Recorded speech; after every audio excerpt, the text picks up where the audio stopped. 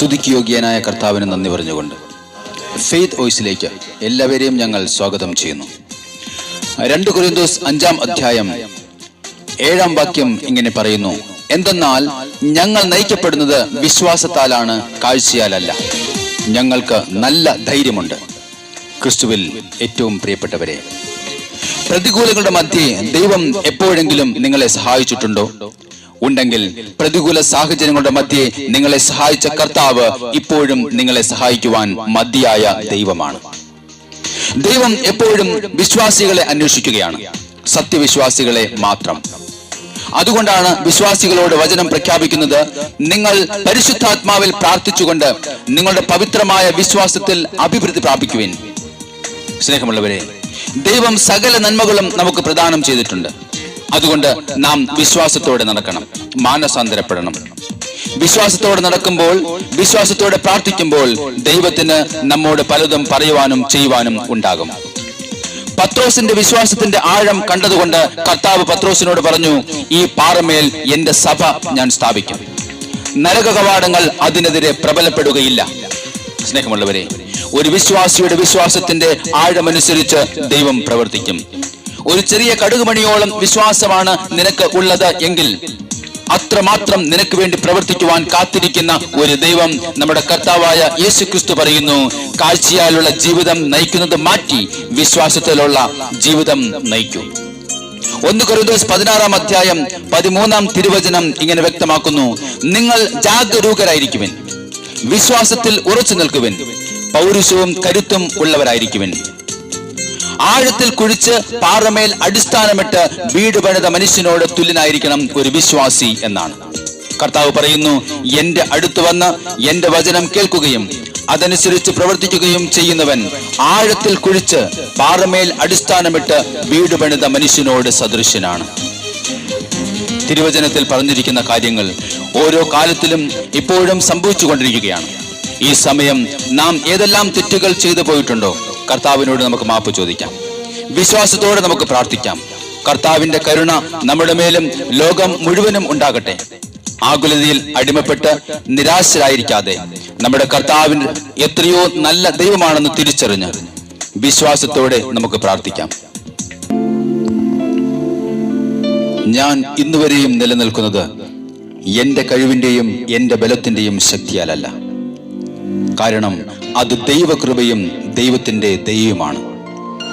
ഞാൻ ആയിരിക്കുന്നത് ദൈവകൃപയാലാണെന്ന് ഓരോ വിശ്വാസിയും വിശ്വസിച്ചുകൊണ്ട് കർത്താവിനെ നമുക്ക് പുകഴ്ത്തി ആരാധിക്കാം.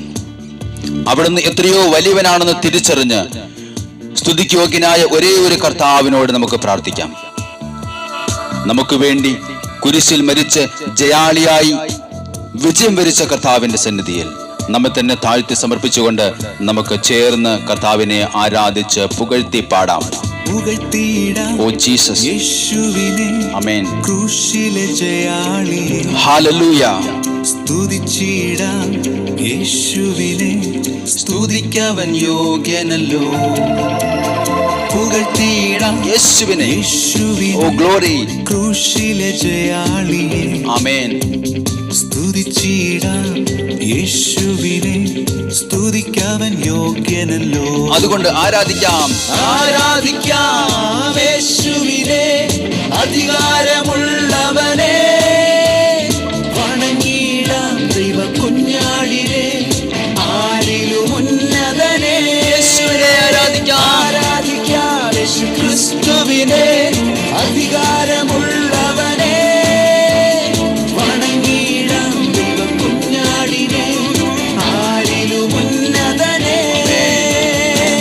വിശ്വസിച്ചുകൊണ്ട് പറയാം: ഞാൻ കർത്താവെ അങ്ങിൽ വിശ്വസിക്കുന്നു.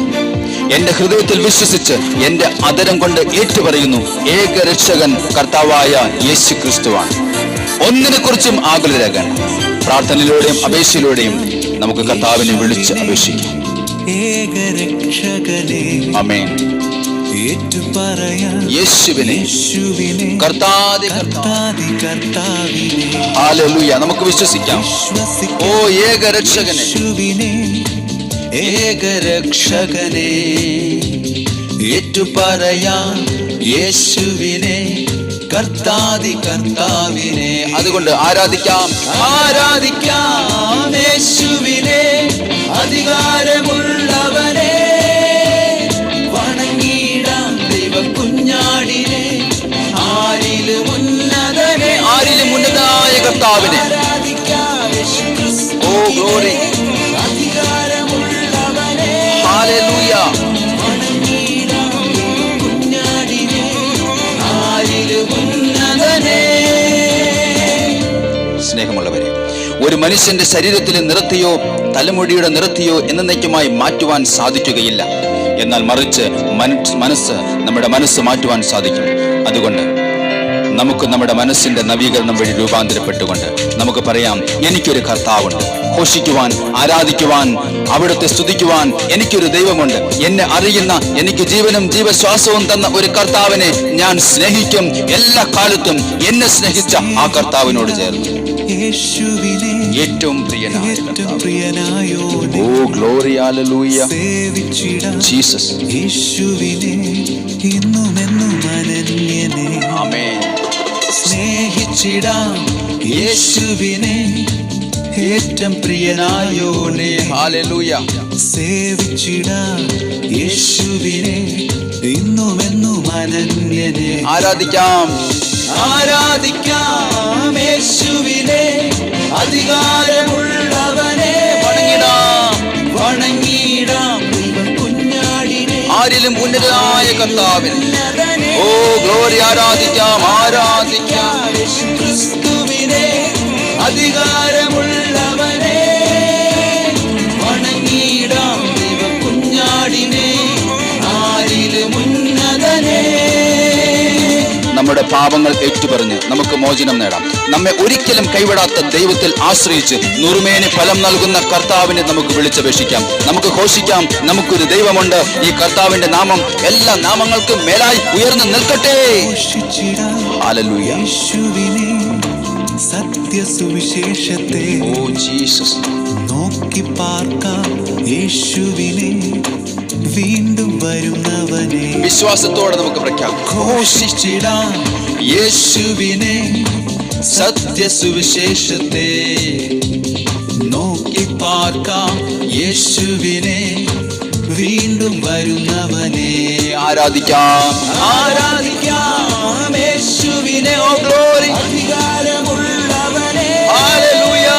വണങ്ങിടാം ദൈവ കുഞ്ഞാടിനെ, ആരിലും ഉന്നതനായ യേശുവിനെ. ആരാധിക്കാം യേശുക്രിസ്തുവിനെ, അധികാരമുള്ളവനെ.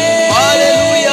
വണങ്ങിടാം ദൈവ കുഞ്ഞാടിനെ, ആരിലും ഉന്നതനെ.